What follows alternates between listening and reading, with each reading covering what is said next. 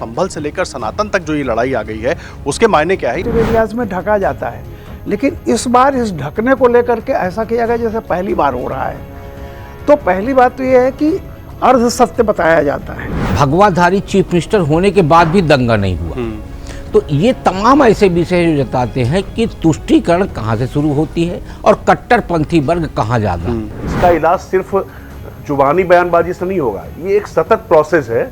इस पे आपको बताना पड़ेगा, नहीं आप गलत कर रहे हो, गलत साबित भी करना पड़ेगा और गलत बताते रहना पड़ेगा, क्योंकि दिमाग में जहालत इस तरीके से भर दी गई है कि नहीं, न खाता न बही, जो मौलाना जी कहे वो सही। ऐसे नहीं होता। प्रशासनिक अधिकारी अपने नेता को खुश करने के लिए, अपने मुख्यमंत्री को खुश करने के लिए उनके बयान का इस्तेमाल करके जिस तरह के वातावरण पैदा करने की कोशिश की है, उससे थोड़ा नुकसान तो हुआ है। आपके तीर्थ स्थल को दफनाया गया, आपके पंडित धमका दिए गए कि वो पूजा करने नहीं जाए, बस धर्म स्थल विरक्त हो गए, आपको जो है छोड़ देना पड़ा, उस पर कब्जे हो गए हैं। अब उसको ढूंढ करके जो न्याय दिलाने की कोशिश हो रही है वो चीजें छिप गई। न्याय दिलाने की कोशिश में एक व्यक्ति को आपने खलनायक बना दिया। योगी आदित्यनाथ जी के आने के बाद जो हिंदुओं की जो भावनाएं थी उसका सम्मान किया गया और उसी की वजह से आज हम संभल को इस तरह से डिस्कस कर रहे हैं। मुस्लिम पक्ष को आगे आना चाहिए था। जिस तरीके से एक समाज के अंदर उनकी छवि बन रही है कट्टरतावाद के लेकर, अगर वो ये पहल करते हैं कि नहीं कोई मस्जिद नहीं ढकी जाएगी, वहां से निकलिए, आप आराम से निकालिए जुलूस, अगर थोड़ा रंग चला भी गया तो कोई दिक्कत नहीं है, तो मुझे लग रहा है कि एक ज्यादा अच्छा बेहतर संदेश समाज की दृष्टि से होता। नमस्कार, अमरउजाला.com पर आपका स्वागत है। आपके साथ मैं हूं आदर्श झा। आप देख रहे हैं अपना पसंदीदा शो खबरों के खिलाड़ी। देखिए, होली का त्योहार बीत चुका है, लेकिन होली के पहले होली और रमजान को लेकर शुरू हुआ विवाद अभी भी जारी है। और उस विवाद को लेकर जिस तरीके की बयानबाजी हुई और होली के दिन योगी आदित्यनाथ ने गोरखपुर से जो कुछ कहा, उसके भी अलग मायने निकाले जा रहे हैं। सवाल बहुत सारे उठ रहे हैं कि क्या अब अलग अलग पर्व त्योहारों के दिन मंदिरों मस्जिदों को ढका जाएगा अपने अपने हिसाब से सुरक्षा के दृष्टिकोण से? ये भी एक बड़ा सवाल है। और जिस तरह से एक अलग माहौल बनाने की कोशिश की गई और संभल से लेकर सनातन तक जो ये लड़ाई आ गई है, उसके मायने क्या है, यही जानने समझने की कोशिश आज अपने इस खास कार्यक्रम में हम करेंगे। तमाम खास मेहमान हमारे साथ मौजूद हैं। हमारे साथ राकेश शुक्ला जी हैं, रामकृपाल सिंह जी हैं, राजकिशोर जी हमारे साथ मौजूद हैं, अजय सेतिया जी हैं, अनुराग वर्मा जी हैं, अवधेश जी हमारे साथ हैं और समीर चौगाकर जी हमारे साथ हैं। आप सबका बहुत स्वागत है। रामकृपाल सर, आपसे शुरुआत करेंगे। ये जो होली और नमाज को लेकर जो पूरा विवाद शुरू हुआ और अब तो होली बीत गई, लगभग ज्यादातर जगहों पर शांतिपूर्ण ढंग से रही, लेकिन अलग अलग राज्यों में ये विवाद गूंजा। सवाल ये है, संभल से लेकर सनातन तक का ये जो विवाद, ये क्या इतना जरूरी था या सियासी कारण ही थे जिसकी वजह से इनको इतना बढ़ाया गया? जाहिर सी बात है, सियासी लोग बयान दे रहे हैं तो वही एक कारण है, लेकिन पूरे देश में इससे माहौल क्या बन रहा है? माहौल ऐसा नहीं कि सिर्फ होली और रमज़ान की वजह से बढ़ा है। आप पहले से ही देखिए जो माहौल है। हालांकि एक बात अभी आपने पहले कही, मैं एक बात बता दूं आपको, ये ढकने की जो प्रक्रिया है ये पहली बार नहीं हुई है, बहुत पहले से होती रही है। तब इसे एक सहज रूप में माना जाता था कि इसलिए है, तब इसको कोई इस तरह से नहीं देखता था कि किसी धर्म को नीचा दिखाने या किसी धर्म को ऊंचा दिखाने के लिए किया जा रहा है। और हम लोग बचपन से ये चीज़ें देखते रहे हैं कि ऐसे मौक़ों पर जहां आबादी का घनत्व तो बहुत ज़्यादा इस तरह रहता है, वहां हमेशा से एक प्रिकॉशन ली जाती थी। ऐसा नहीं है कि पहली बार ऐसा हो रहा है। जब भी हिंदू और मुसलमानों के जो त्यौहार हैं, जो महत्वपूर्ण त्यौहार जैसे यही है ईद या होली, जब भी एक साथ के करीब करीब आते हैं तो थोड़ा प्रिकॉशन बढ़ती जाती थी, लेकिन पहले लोग इसको सहज रूप में लेते थे। अब आज की तारीख में वही बात अगर कह दीजिए तो उसको बंटवारे के रूप में देखा जाता है, उसको एक ताकत आजमाइश होती है दोनों पक्षों की। अब कबीर ने कब लिखा था कि वह हलाल वह झटका मारे आग दुओ घर लागी। आज की तारीख में अगर आप लिख दीजिए इस तरह की चीजें हों तो आप देखिए उसका इंटरप्रिटेशन क्या होगा। मैं आपको एक छोटा सा उदाहरण बताऊं। ये निदा फाजली ने एक दो लाइन लिखी थी कि घर से कुछ दूर है मस्जिद तो चलो यूं कर लें, किसी रोते हुए बच्चे को हंसाया जाए। कुछ मौलाना उनके यहाँ पहुंच गए कि अमा ये बताओ शायर साहब कि बच्चा क्या खुदा से बड़ा हो गया? अब आप सोच लीजिए। तो आज के संदर्भ में कह रहा हूँ कि चाहे वो हिंदू, हर तरफ कुछ ऐसे लोग होते हैं जो जिनको अपवाद आप कह लीजिए, मैं नहीं मानता कि वो सामान्य है। और आज की तारीख में भी जो भी ये सब दिख रहा है वो एक छोटा सा एक तबका है जो इसको लेकर के मतलब बहुत ज़्यादा रहता है। आपने ये भी चीज़ें देखी होंगी, बहुत सारी तस्वीरें आई हैं जहाँ हिंदू मुसलमान मिल के होली खेल रहे हैं, लेकिन वो चीज़ें, वो तस्वीरें शायद उतना नहीं उन बात पैदा कर पाती जितना होता है। और रही बात, ये दुखद तो है, ये सच्चाई है, लेकिन आज की तारीख में जो मीडिया का भी रोल है, जो चीज़ें पहले श्रुति परंपरा से पहुंचती थी कि भाई वहाँ ऐसा हुआ, अखबार में कभी कभार छप गया, अब वो इतना ज़्यादा हाईलाइट किया जाता है कि कोई, मुझे तो ये लगता है कि लोग चाहते हैं, कुछ लोग ऐसा चाहते हैं कि कुछ हो जाए। तो ये दुर्भाग्यपूर्ण है। और जैसे कि भाषण दिए जा रहे हैं, मैं किसी एक का पक्ष नहीं लूँगा, न किसी को वो कर रहा हूँ, वो दोनों तरफ से है। आप देखिए छोटी छोटी बातों को लेकर के जब से ये चला, अब जब मैं उत्तर प्रदेश की बात कर रहा हूँ, बहुत पहले से ये होता है कि जहाँ सेंसिटिव एरियाज़ में ढका जाता है, लेकिन इस बार इस ढकने को लेकर के ऐसा किया गया जैसे पहली बार हो रहा है। तो पहली बात तो ये है कि अर्ध सत्य बताया जाता है, और जो है जिस तरह का तनाव है, लेकिन इस तनाव के बावजूद देखिए 140 करोड़ की हमारी आबादी है। छिटपुट चीज़ों को अगर आप, मैं हमेशा कहता हूँ एक्सेप्शंस कांट बी रूल, आप अपवादों को आम उसके मतलब आम धारणा या आम घटना नहीं कह सकते उसको। तो मानता हूँ कि जिस तरह का माहौल है उसमें एक पोलराइजेशन की कोशिश लगातार की जाती रहेगी। जैसे जैसे चुनाव होते जा रहे हैं, जैसे जैसे चुनाव आने वाले हैं साल में, तो हर साल चुनाव हैं, तो उसके दृष्टिकोण से तो बहुत सारे लोग ये होते हैं कि वो चाहते भी हैं कि समाज में कुछ हो, पॉलिटिकल प्रोसेस जो है उसमें एक तरह का पोलराइजेशन हो, लेकिन ये दुर्भाग्यपूर्ण है। दुर्भाग्यपूर्ण है, इसलिए तमाम सवाल उठ रहे हैं। राकेश सर, ये नेचुरल रेजिस्टेंस है या सिर्फ पोलराइजेशन की तरफ दिशा में आगे बढ़ रहा है? अभी तो यूपी का चुनाव होना है, खास करके क्योंकि सब कुछ यूपी से शुरू हुआ था, ये वाला विवाद संभल से लेकर और सनातन पर जिस तरीके से योगी आदित्यनाथ बोल रहे हैं और निशाना साध रहे हैं और कुंभ के जरिए निशाना साध रहे हैं, तो ये पोलराइजेशन की दिशा में आगे बढ़ रहा है। सबके हिस्से का अपना अपना पोलराइजेशन है। दो तीन चीज़ें बड़ी महत्वपूर्ण हैं। पहली बात तो ये है कि उत्तर प्रदेश के 10-12 जिलों में कहा गया कि मस्जिदों को ढका गया है, मुख्य मस्जिदों को। उत्तर प्रदेश में करीब 2 दर्जन ऐसे स्थान हैं, यानी क्षेत्र हैं, जहां मुस्लिम आबादी अत्यधिक है। तो सिर्फ इन्हीं 10-12 जिलों में क्यों, बाकी के जिलों को क्यों छोड़ दिया गया? पहला मूल प्रश्न तो ये है। फिर तुष्टीकरण की जहाँ तक और कट्टरपंथी की बात होती है, तो हर बार ये कहा जाता है कि भारतीय जनता पार्टी, राष्ट्रीय स्वयंसेवक संघ इस विषय को बाजार में लाता है और ध्रुवीकरण करता है, जिसको हम पोलराइजेशन पॉलिटिकल कहते हैं। लेकिन इस बार कहाँ से उठा? हाँ, औरंगजेब से शुरू हुआ। फिर ये फराह खान जो फिल्म की डायरेक्टर हैं और तमाम एक्टर है, कोरियोग्राफर है, सब कुछ हैं, उनकी तरफ से क्या बयान आया होली को लेके फरवरी में? उन्होंने कहा कि होली तो छपरियों का त्यौहार है। तो ये स्टेटमेंट कहाँ से आ रहा? वो एक आइकॉन है युवाओं के, उनकी फिल्मों को देख के लोग प्रेरणा लेते हैं और आगे उस पर काम करते हैं। तो सबसे मूल विषय ये है कि शुरुआत कहाँ से हुई? यदि शुरुआत हुई है और उसके जवाब में यदि भारतीय जनता पार्टी या उत्तर प्रदेश की सत्ता पे बैठे हुए योगी आदित्यनाथ जी, जिनके ऊपर पूरे राज्य को संभालने की जिम्मेदारी है, और मुझे लगता है 2017 से लेके अभी तक योगी आदित्यनाथ जी की प्रशासनिक दक्षता पर कोई सवाल नहीं उठा है।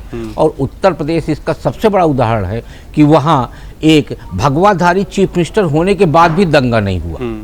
तो ये तमाम ऐसे विषय जो जताते हैं कि तुष्टीकरण कहाँ से शुरू होती है और कट्टरपंथी वर्ग कहाँ ज़्यादा है। फिर मध्य प्रदेश में आ जाइए। मध्य प्रदेश में अभी तक 3 घटनाएं हो चुकी हैं।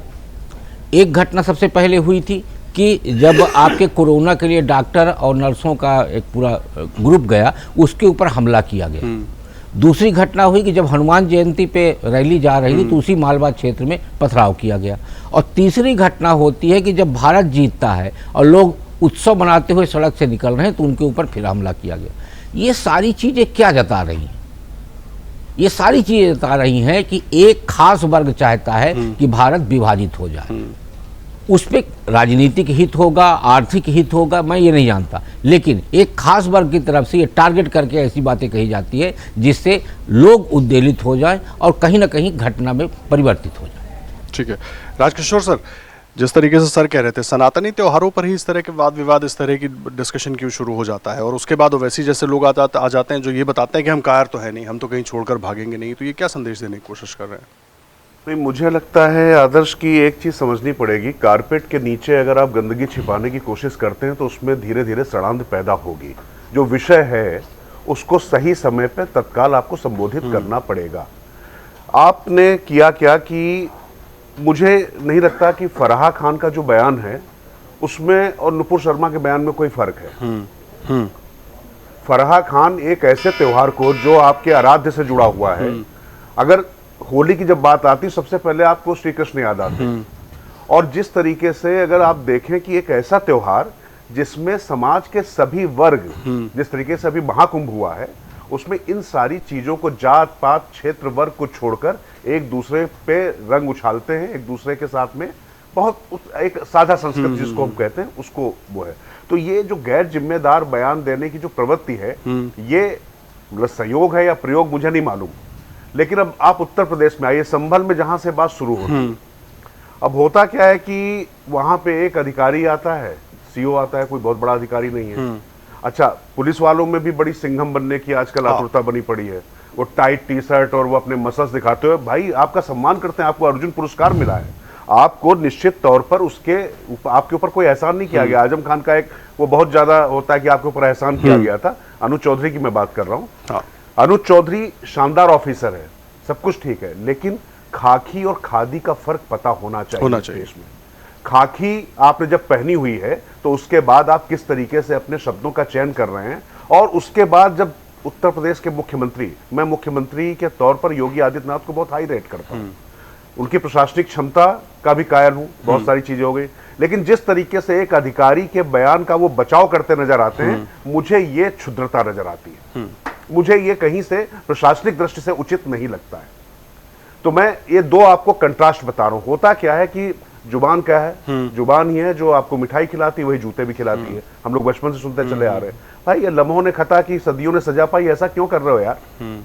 फराह खान कुछ भी बोल देती, उस पर किसी को भी कोई दिक्कत नहीं होती, उस पर तत्काल प्रतिकार होना चाहिए था। अच्छा, आप संभल को लेकर थोड़ा सा ये समझना पड़ेगा कि संभल के अपना जो अतीत है, वो घाव थोड़ा सा, वो जख्म थोड़ा सा उजागर हुए।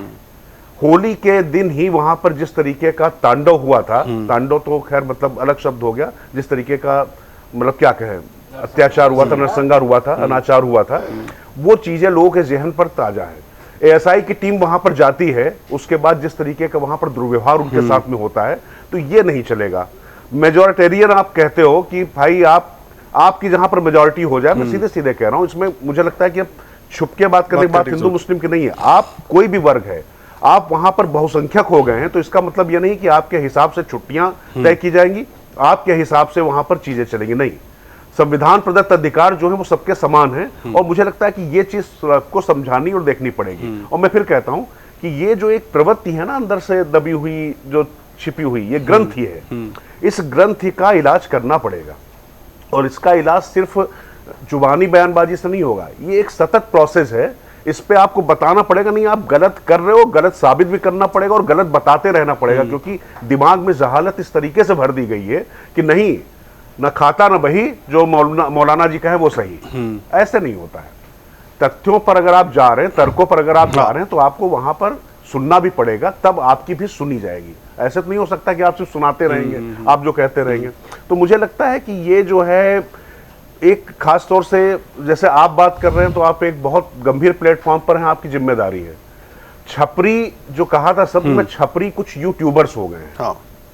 ये सोशल मीडिया का जो आतंक है, जो असामाजिक तत्व सोशल मीडिया से पैदा हो गए, इनको भी थोड़ा सा देखने वाली बात है। मुझे लगता है कि इन लोगों ने जो असली तस्वीर है, वरना तो रसखान जो है यहाँ पर ब्रज की होली का वर्णन करते हैं, मीर तकी मीर लिखते हैं, अमीर खुसरो होली पर जो लिखते हैं वो लोग हम लोग घर में गाते बजाते हैं, और मुझे बिल्कुल नहीं याद आ रहा है। मैं तो कानपुर का रहने वाला हूं, जहां पर मुस्लिम बहुत ज्यादा हैं, अरे पटक पटक के एक दूसरे को रंग लगाते थे यार, कभी कोई दिक्कत ही नहीं हुई है। ये आप जानबूझ के कट्टरता पैदा करने की कोशिश कर रहे हैं, तो भैया पैदा करोगे तो जो पैदा करोगे वही तो उपज घर में आएगी।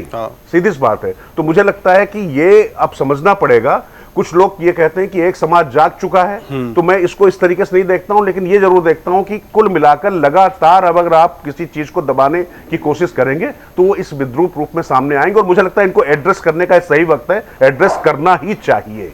नहीं, लेकिन अजय सर उस तरीके से एड्रेस हो पा रहा है, उस तरीके से एड्रेस हो पा रहा है जिस तरीके से एड्रेस होना चाहिए, क्योंकि सब तरफ से अपने अपने हिस्से की बातें तो आ रही हैं, लेकिन समस्या जड़ वहीं की वहीं है, उस पर वो एड्रेस नहीं हो पा रहा है या उसको उस दिशा से आगे बढ़ाया नहीं जा पा रहा है। ये समस्या खत्म कैसे असल में होगी? युग ऐसा हो गया है कि पिछले 20-25 साल से हम देख रहे हैं कि कट्टरता बढ़ रही है, और कट्टरता एक तरफ से नहीं बढ़ रही, दोनों तरफ से बढ़ रही है। अगर हिंदू कट्टर हो रहा है तो मुस्लिम भी ज़्यादा कट्टर हो रहा है। इसको कैसे रोका जाएगा, इसका समाधान क्या होगा? मुझे लगता है कि जैसे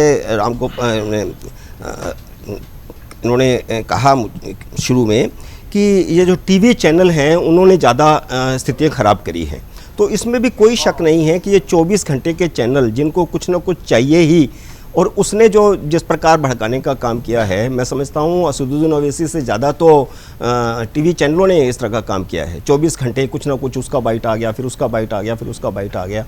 इस बाइट ने समाज में राजनीति पैदा कर दी। समाज में जो समरसता जो गलियों में मोहल्लों में होती थी, वो उसके अंदर जो है राजनीति आ गई है। अब कोई भी व्यक्ति जो है बिना राजनीति के बात नहीं करता, और राजनीति में बात करता है तो फिर योगी ने क्या कहा और असदुद्दीन ओवैसी ने क्या कहा वो चलता है। इन चीज़ों को समाज ही हल करेगा। इसका राजनीतिक दल तो हल कर नहीं सकते। समाज को ही बैठ के तय करना पड़ेगा। जिस मोहल्ले में मस्जिद है वहाँ पर, अब देखिए बाराबंकी की खबर भी आज आई है, तो उसको कितना उछाला गया। बाराबंकी के अंदर दरगाह के अंदर जिस प्रकार होली मनाई गई, और हिंदू और मुसलमानों ने मिलकर मनाई। और पहले इसका तो पुराना इतिहास रहा है, हिंदू मुसलमान हमेशा सूफी दरगाहों के अंदर होली मनाई जाती रही है। और जैसा कि राजकिशोर जी ने कहा, रसखान हैं और मुस्लिम बहुत सारे ऐसे शायर हुए, कवि हुए, लेखक हुए जिन्होंने होली का बखान किया है, कृष्ण के गीत गाए हैं, राम का वो किया है। तो आज़ादी के बाद ऐसा लगता था कि अब सौहार्दपूर्ण वातावरण होगा इस देश में, लेकिन हुआ क्या? आप 60, 70, 80 के दशक को देखिए, कितने दंगे होते थे। अब कट्टरता बड़ी है, प्रशासन अपने ढंग से काम कर रहा है, तो एक चीज़ तो है कि दंगे तो रुके हैं। आप देखिए 2002 के बाद छुटपुट घटनाएं हुई दंगों की, और 24 घंटे से ज़्यादा कोई दंगा हुआ नहीं। ये एक प्रशासनिक जैसे कहते हैं दक्षता राजनीति में जरूर आई है।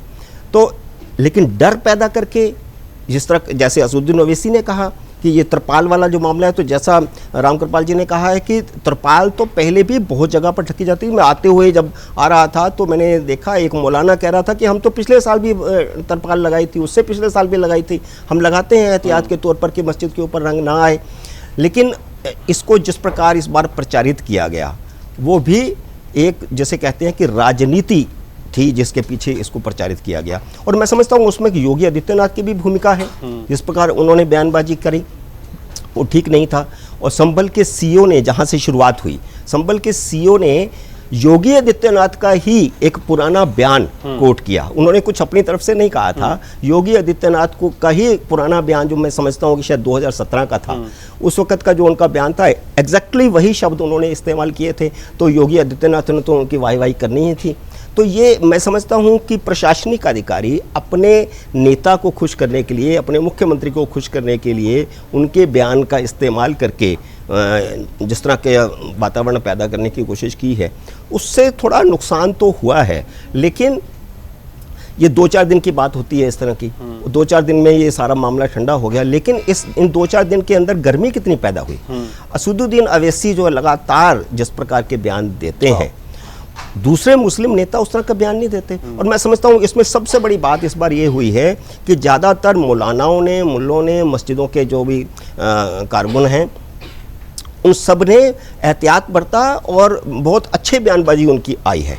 तो इसलिए वातावरण कहीं दंगा तो नहीं हुआ। अब महू में देखिए, महू में हुआ तो किस बात पे? तो इन चीज़ों को देखना बहुत ज़रूरी है कि क्या कारण है कि भारत की क्रिकेट की टीम जीतती है और एक विशेष समुदाय के लोग जो है जुलूस पर पत्थरबाजी करते हैं। हनुमान जयंती पर होता है, राम उस पे नवमी पर होता है जुलूस पर, तो ये इस तरह की कट्टरता आई कैसे, इसको रोकना चाहिए। और इसमें मैं समझता हूँ कि मदरसों को, मस्जिदों को, मौलवियों को भूमिका निभानी चाहिए और इसको रोकना बहुत ज़रूरी होगा अगर सौहार्दपूर्ण वातावरण देश में बनाए रखना है तो ये बहुत ज़रूरी है। अध्यक्ष सर, एडजस्टमेंट करने का जिम्मा क्या बहुसंख्यकों ने ही उठा रखा है? योगी आदित्यनाथ जब कहते हैं कि पूरी दुनिया भगवा पहनेगी तो अखिलेश यादव तीसमारखा बताने लगते हैं, तमाम चीज़ें आकर गिनाने लगते हैं। लेकिन जब दूसरी तरफ से कुछ बातें निकल कर आती हैं, जिस तरीके से सर ने भी अभी जिक्र किया कि अलग अलग जब यात्राएं निकलती हैं या कोई दूसरे देश की टीम जीतती है तो क्या होता है, उस पर कोई कुछ नहीं बोलता। फिर देखिए, हमारे 4 विद्वान मित्रों ने बहुत कुछ बोला, लेकिन मैं कई मामले मैंने हतप्रभ हूँ कुछ बातें सुनकर। इस दुनिया में संभल एकमात्र शायद शहर होगा जहां के तीर्थ स्थलों को जमीन दोज कर दिया गया। मतलब आप ये साधारण घटना है क्या भारत में घट गई इसलिए आपका क्या उस समय टेलीविजन चैनल थे? क्या उस समय योगी आदित्यनाथ के बयान थे?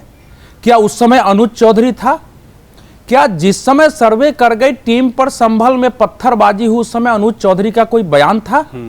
क्या उनको उस कारण भड़काए गए थे? हम कैसी बातें कर रहे हैं? बीएस नौपाल ने जो किताब लिखी है द वुंडेड सिविलाइजेशन, उसमें उसने 6 दिसंबर के बारे में लिखा है कि भाई वो तो मंदिर तोड़कर मस्जिद बनाई गई थी, मस्जिद को गिरा दिया गया, ये कैसे गलत घटना हो गई? उसका राम मंदिर बनना यही होना ही चाहिए था। ये जो घायल सभ्यता है ये इसी प्रकार से काम करेगी। तो आप कि देखिए, इस देश का जो मैं बार बार कह रहा हूं कि एक शक्तिशाली इकोसिस्टम भारत और पूरी दुनिया में है, वो पूरा नैरेटिव उलट देता है।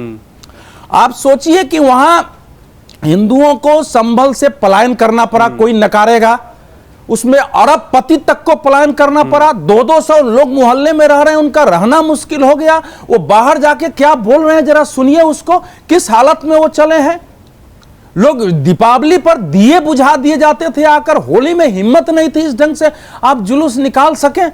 क्या वो सब जोगी अरे ये तो इकोसिस्टम ने ऐसा बनाया कि संभल में ये जो होली का आप देख रहे हैं कहां से पृष्ठभूमि बनी है। संभल में आपके तीर्थ स्थल को दफनाया गया, आपके पंडित धमका दिए गए कि वो पूजा करने नहीं जाए, बस धर्म स्थल विरक्त हो गए, आपको जो है छोड़ देना पड़ा, उस पर कब्जे हो गए हैं। अब उसको ढूंढ करके जो न्याय दिलाने की कोशिश हो रही है वो चीजें छिप गई। न्याय दिलाने की कोशिश में एक व्यक्ति को आपने खलनायक बना दिया। विचित्र ये देश चल रहा है और उसके कारण जो है आप होली तो हो गई, संभल में तो बहुत शांति से हुई। इसका अनुज चौधरी को तो इसका कोई उत्तर आप देंगे नहीं श्रेय कि वो खड़ा होकर के कैसे होली का भी जुलूस देर हो गई थी, अब तब तक वो नमाज का जुलूस आ गया। उसने होली वाले को भी कहा थोड़ा आगे बढ़ जाओ और उनको इन लोगों को जाने दिया है, कैसे हाथ जोड़ के सबको बोल रहा है। आप उसका श्रेय उसको नहीं देंगे और उसका पूरा बयान सुना जाए। मैं तो सब कह रहा हूं, वो बोल रहा है कि हिंदुओं को मुसलमानों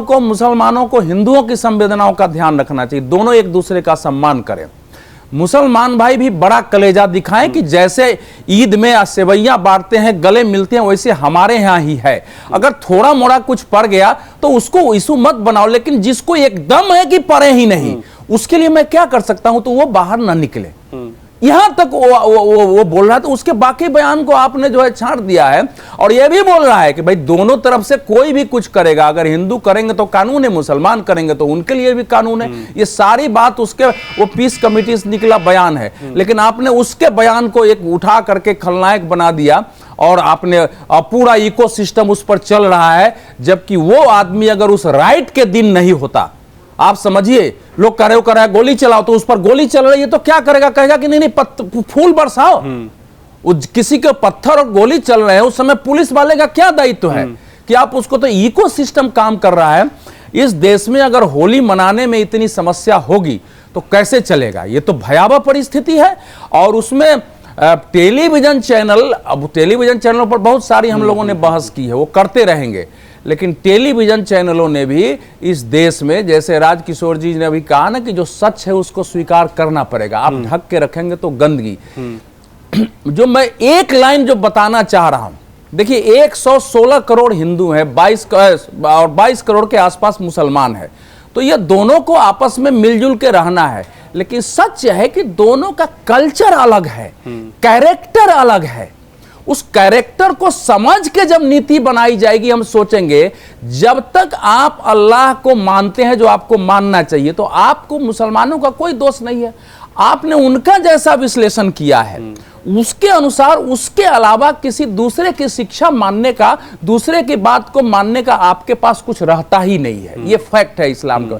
लेकिन अरब के इस्लाम में और भारत, पाकिस्तान, बांग्लादेश के इस्लाम में जमीन आसमान का अंतर है।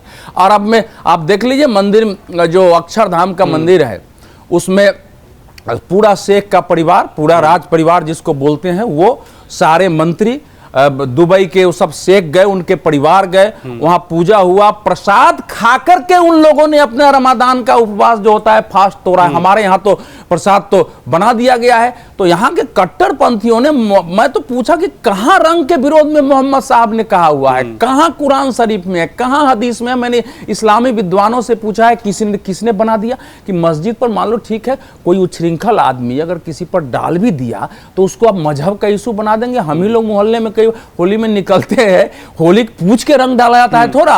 हम लोग भी बचपन में जो कहता था न डालो, उसको तो डालते थे पकड़ करके। तो ये तो इस ढंग की होली है। इसको गलत तरीके से पेश किया गया और पेश करने वाले जो लोग हैं वो इस देश के वास्तविक खलनायक है।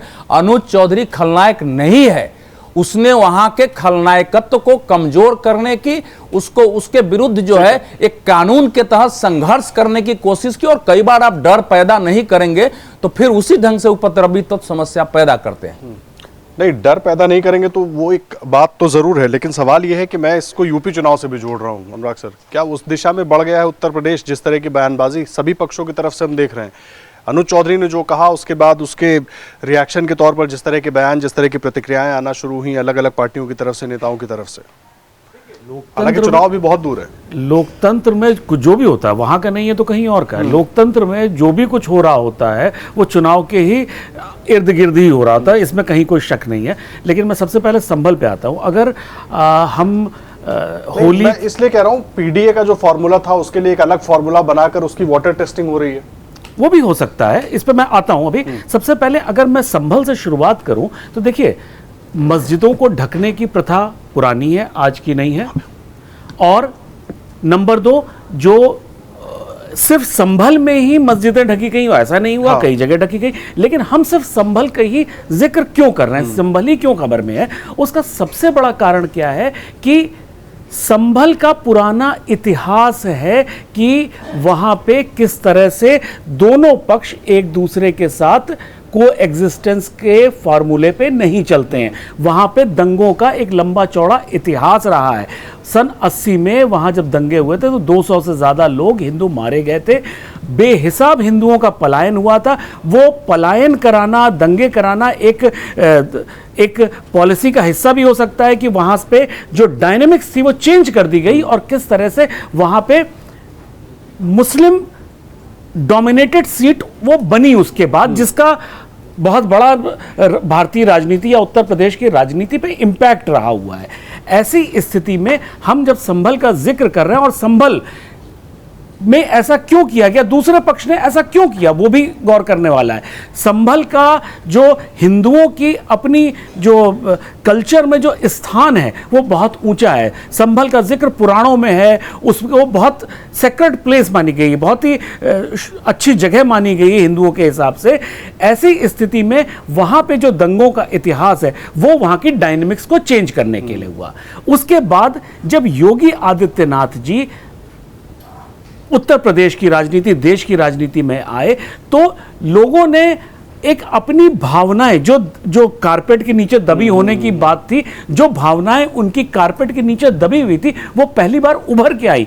और जो जिस तरह से उनको सत्ता दी गई, जिस नंबर्स के साथ उनको सत्ता में लाया गया, वो लोगों के सेंटिमेंट्स थे, लोगों की भावनाएं थी कि हमें बहुत सालों तक हमारी धार्मिक भावनाओं को क्षतिग्रस्त करके लोगों ने दिल्ली और लखनऊ में सत्ता का सुख भोगा है। तो अब उसके विपरीत कुछ लोग चाहते हैं।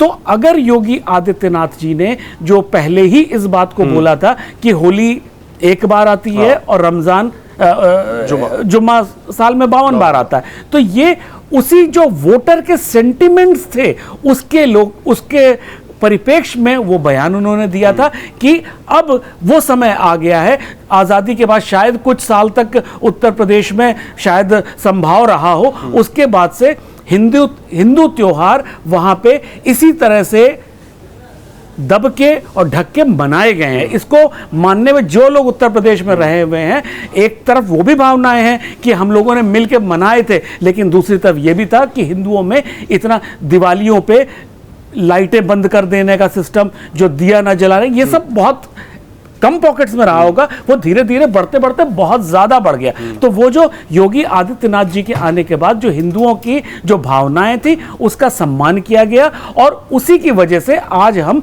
संभल को इस तरह से डिस्कस कर रहे हैं। जहां तक आपने कहा राजनीति की बात, देखिए जिस तरह से अब अखिलेश यादव जी को यह समझ में आ गया है, मुस्लिम यादव समीकरण अब चलेगा नहीं। अब वो आपको सक्षम विपक्ष में तो बिठा सकता है, आपको विपक्ष में दे सकता है, लेकिन आपको सत्ता की चाबी नहीं देगा।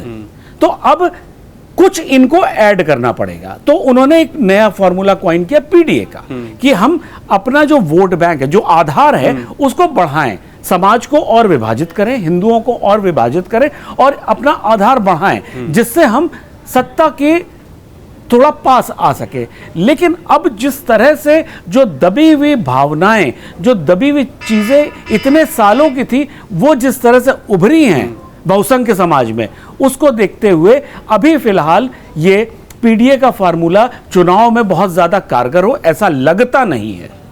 ठीक है, ऐसा लगता नहीं है, लेकिन देखिए पीडीए का फॉर्मूला कारगर होगा कि नहीं होगा वो तो एक बात है, लेकिन दूसरे पक्ष की तरफ से भी जो बातें हो रही हैं कि ये सब कुछ एक वाटर टेस्टिंग हो रही है, एक नए फॉर्मूले को बनाने की तैयारी चल रही है, क्योंकि सामने चुनाव है और सिर्फ उत्तर प्रदेश का चुनाव थोड़ा दूर है, लेकिन और भी राज्यों में आने वाले समय में चुनाव है।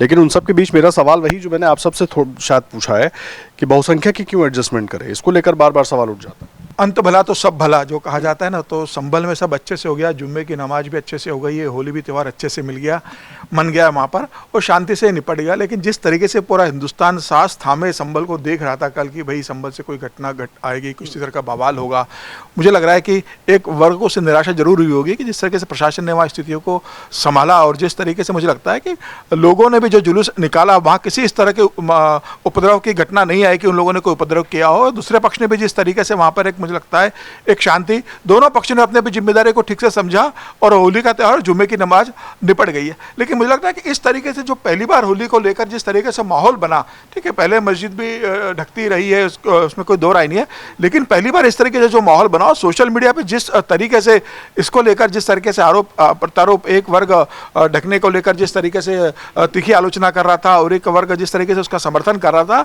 और सोशल मीडिया पर जिस तरीके से एक युद्ध छिड़ गया था सोशल मीडिया पे, मुझे लगता है उसने थोड़ा एक माहौल को ज़्यादा गर्म किया इस मामले को लेके, और सबकी नज़र उसके ऊपर थी।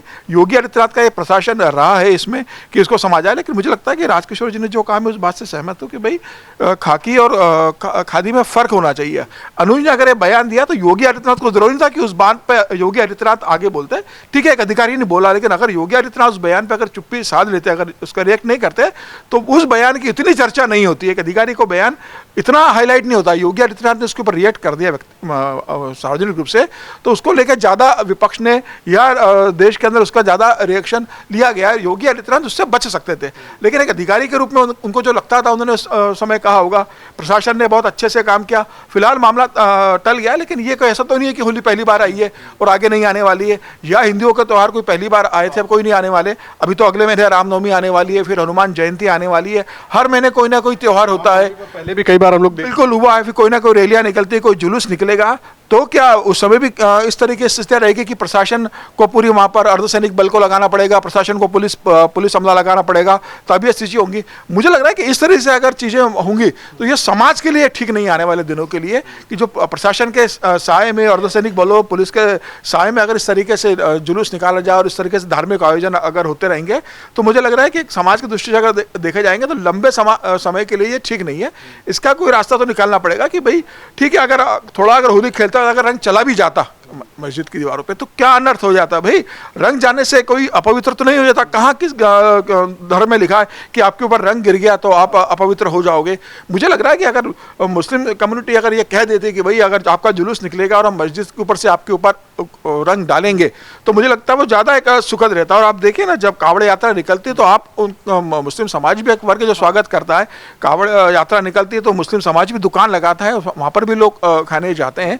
तो मुझे लग रहा है कि इस तरीके से अगर वो थोड़ा स्टेप आगे बढ़ाते तो ज़्यादा एक बेहतर माहौल लगता। बाकायदा इसके कि अगर प्रशासन ने कहा है कि भैया आपकी मस्जिद को हम ढाक देते हो और आप उसमें सहमति देते हो कि हाँ बिल्कुल आप ढाक दीजिए और हम 2:30 बजे के बाद ही जुमे की नमाज अदा करेंगे, मुझे लग रहा है कि इस मामले में थोड़ा मुस्लिम पक्ष को आगे आना चाहिए था। जिस तरीके से एक समाज के अंदर उनकी छवि बन रही है कट्टरतावाद के लेकर, अगर वो ये पहल करते हैं कि नहीं कोई मस्जिद नहीं ढकी जाएगी, वहाँ से निकलिए, आप आराम से निकालिए जुलूस, अगर थोड़ा रंग चला भी गया तो कोई दिक्कत नहीं है, तो मुझे लग रहा है कि एक ज़्यादा अच्छा बेहतर संदेश समाज की दृष्टि से होता। लेकिन फिलहाल ये संभव नहीं लग रहा मुझे, और मुझे लगता है कि आने वाले जितने भी त्यौहार होंगे वो इसी तरीके से मुझे लगता है बनेंगे कि जबरदस्त सैनिक बल हो या पुलिस हो, क्योंकि दोनों तरफ से कोई मुझे लगता नहीं कि किसी तरह की बर्फ पिघलने की स्थिति नज़र आ रही है।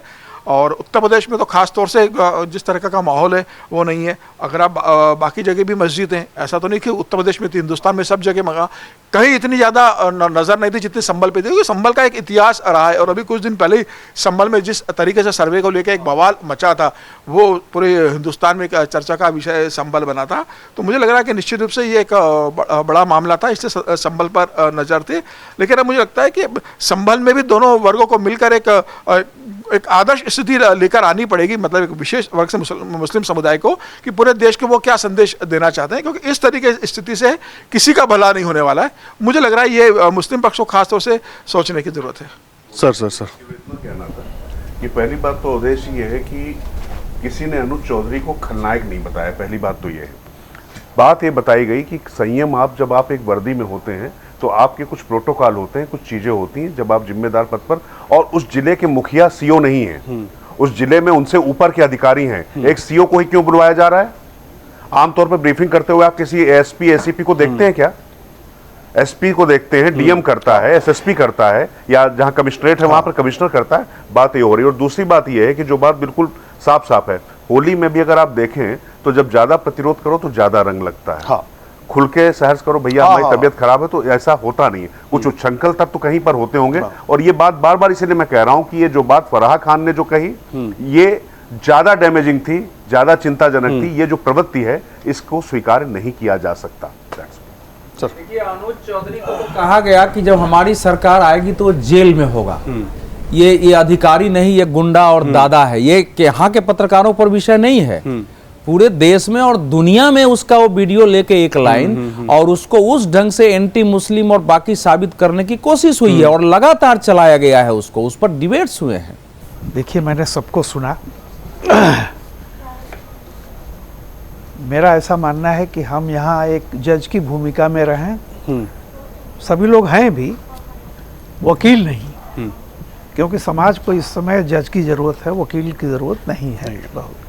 देखिए, मेरा हमेशा से एक बात का मानना रहा है। मैं 86-87 में एक अखबार निकालता था, मैं नहीं निकालता था, एक अखबार में नौकरी करता था।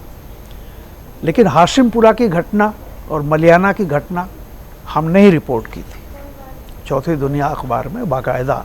एक ऐसा नहीं है कि पहले का समाज बड़ा अच्छा था, आज अचानक खराब हो गया है। अवधेश जी भी जो कह रहे थे बहुत सही है, राजेश्वर जी भी, दोनों। पॉइंट ये है कि देखिए, कारपेटिंग जो है ना, सही बात है। एक बुनियादी नफरत आज से नहीं है, नफरत दो तरह की होती है। मैं हमेशा ये कहता हूँ कि दंगे नहीं हुए, ये शांति का पैमाना नहीं है, अमन का। दिलों से डर कितना कम हुआ है, अमन का पैमाना ये होता है। हमें सवाल इस बात का है कि किसी का बहुत ज़्यादा निरीह होना, डरना भी खतरनाक है, और किसी का बहुत ज़्यादा उग्र होना भी खतरनाक है। ये जो हम विजय जुलूस निकालते हैं, एक बात तो हमको माननी पड़ेगी, इस विजय जुलूस में भारत जीत गया। कहीं न कहीं जब किसी और धर्मस्थल से गुजरते हैं तो उसे चिढ़ाने की मानसिकता भी रहती है। ये मत समझिए ताली एक हाथ से बजती है। ऐसे तत्वों को हम लोग, कम से कम जो लोग मीडिया पर आते हैं, उनको उसकी भर्त्सना करनी चाहिए, न कि हमें वकील बनना चाहिए। मैं ऐसे बोलता हूं कि सच दिखाया जाए, लेकिन सच पाया जाता है, बनाया नहीं जाता। और माफ कीजिएगा, आजकल टेलीविजन में सच बनाया जाने लगा है। इस सच्चाई को हमें स्वीकार करना पड़ेगा। मैं इस बात का समर्थक हूं। बहुत अत्याचार सहे हैं, जैसे उंडट सिविलाइजेशन, बिल्कुल सही कहा उन्होंने, और इसको बहुत सारे लोगों ने लिखा है कि वो हमारा है। और जब भी देखिए, मैं हमेशा कहता हूँ, जब नाभि की चिंता, जब पेट की चिंता समाप्त होती है तो आकाश का शून्य भरना ही होता है। और पेट से नाक पर बात आती ही है। हमारे यहाँ की देख लीजिए, बाकी जो धर्म छोड़ दीजिए, हमारे यहाँ के जो हिंदुओं में पिछड़ी जातियाँ थी, आज वह असर्ट करने लगी हैं। तो आदमी जब एक, कहते हैं भगवत श्रवण उपाध्याय ने लिखा था कि भूखों का कर्मकांड है संपन्नों का दर्शन, जब पेट की चिंता नहीं होती तो आकाश का शून्य भरना ही होता है, अधीन दोनों है, भ्रामक दोनों। तो ये देखिए, ये मेरा ये कहना है कि हम लोग इस बात को समझें कि हमारे बीच भी कुछ ऐसे मौके जो होते हैं, पहले हम होली या दिवाली पर किसी को कुछ करते थे, कोई नहीं बोलता था। लेकिन अब जब जानबूझ करके एक छोटे से छोटे मौके पर, भारत जीता इससे किसी को नहीं, लेकिन आप जुलूस निकालेंगे और मस्जिद के सामने जाकर के तरह तरह के भद्दे करेंगे, जिस दिन भी कोई उनका त्यौहार होगा उस दिन आप जोर से डीजे बजाएंगे। हमें भी अपना देखना चाहिए, कहीं ऐसा ना हो। मेजॉरिटी ये नहीं करती है, लेकिन जो लुम्पेन एलिमेंट हैं उनका हमें बहुत ध्यान देना है कि उनका साथ नहीं देना है। क्योंकि देखिए, हम मेजॉरिटी हैं, और जिस समाज में बहुत मेजॉरिटी होती है हमारी भी है, और हमारे सनातन में तो बिल्कुल उसका बेसिक प्रिंसिपल ही है, यही है कि वसुधैव कुटुम्बकम, शांति सह सद्भाव, उसमें मिलिटेंट भी है। कृष्ण जो है गर्दन भी काटते थे, लेकिन 99 खून के बाद। तो सहनशीलता पहले है, दुष्टता बाद में है। ठीक, अजय सर। रामकृपाल जी का ये कथन मुझे थोड़ा आश्चर्यजनक लग रहा है कि मैच जीता भारत, भारतीय वहाँ जुलूस निकाल रहे हैं, मस्जिद के सामने ज़रा ज़्यादा जोश से करना, तो क्या मस्जिद के अंदर रहने वाले भारतीय नहीं हैं? उनको वहाँ से क्या जवाबी नारे भारत के पक्ष में नहीं लगाने चाहिए? ये मान लेना कि मस्जिद में रहने वाले लोग, मेरे कहने का अर्थ ये था कि अगर आप विजय के लिए कर रहे हैं, तो अगर कुछ और आप बोल रहे हैं, कुछ और आपका इशारा है वहाँ जा कर के, तो वो चीज़ जो होती है वो चुभती है। कई जगह पे ऐसा डीजे बजा गया है, कई तरह के बेंगल किए जाते हैं कि पाकिस्तान चले जाओ फलाना। ये मैं ये बात कर रहा हूँ जहाँ उकसाने की कार्रवाई होती है। उकसाना इसलिए कि विजय में आओ, भारत का नारा लगाओ, वो अलग की बात है। नहीं, जुलूस निकल रहा है किस बात के लिए? कि भारत जीता। तो मस्जिद में रहने वाले भी भारतीय हैं। मुसलमान या तो अपने आप को भारतीय नहीं समझते, इसलिए वहां से पथराव करते हैं, या ये कहना कि हम वहां पर जाकर के नारे इसलिए लगा रहे हैं क्योंकि हम उनको भारतीय नहीं समझते। तो दोनों तरफ से ये मामला तो है, लेकिन ऐसा होना भी ठीक है। धार्मिक जुलूसों पर जो है पथराव हो रहा है, कई लंबे समय से हो रहा है, कर रहे हैं, हालांकि वो भी गलत है। भारत का बंटवारा हो गया, धर्म के आधार पर बंटवारा हो गया, उसके बाद क्या यहाँ रहने वाले हिंदुओं को जुलूस निकालने का, अपने धर्म को वो करने का अधिकार नहीं है? अगर वहाँ मस्जिद के आगे से निकलेंगे तो वो पथराव करेंगे। पत्थर कैसे इकट्ठे करके रखे जाते हैं? अब ये जो कुछ महू में हुआ है, तो कैसे, किस लिए पत्थर वहाँ पर रखे गए थे, क्यों रखे जाते हैं, उसकी निगरानी भी प्रशासन को करनी चाहिए। लेकिन सवाल ये है कि यहाँ तो एक धर्म विशेष का कोई प्रदर्शन नहीं था, जुलूस नहीं था, ये तो भारत का था, भारत जीता है, तो उसमें पथराव होना, मैं समझता हूं ये बहुत खतरनाक बात है। इसको हर हालत में रोका जाना चाहिए और इस पर सख्त से सख्त कार्रवाई होनी चाहिए। ठीक है, अनुराग सर। चीज एक जो नैरेटिव बना कि जैसे मीडिया ने अनुज चौधरी को पॉपुलर किया, लेकिन अगर इसको थोड़ा सा दूसरी तरह से देखेंगे तो अनुज चौधरी का जो बयान था वहां से लीक हुआ और वो पहले सोशल मीडिया पे वायरल हुआ, उसके बाद टीवी चैनल्स ने उसको पिक किया। ये जो क्रोनोलॉजी है वो ये दिखाती है कि वहां के लोगों के दिल में क्या था। क्योंकि लोगों के दिल की बात एक अधिकारी ने बोली थी, भले ही वो इंटाइटल्ड था, बोलने के लिए नहीं था, वो एक डिफरेंट मुद्दा है। लेकिन चूंकि उसने उस बात को बोला जो लोग सुनना चाहते थे सालों से, आज से नहीं दशकों से सुनना चाहते थे, वो बोला। जब वो वहां से वायरल हुआ सोशल मीडिया पे, तब टीवी चैनल्स ने पिक करके उसको राजनीतिक जो है रंग दिया, और उसके बाद फिर बाकी के नेताओं ने जो आके अपनी भविष्य की रणनीति बनाने के लिए उनको वो किया। तो इसमें मेरा जो मानना है कि अनुज चौधरी ने जो भी बोला वो वहां के सेंटिमेंट्स को रिप्रेजेंट किया।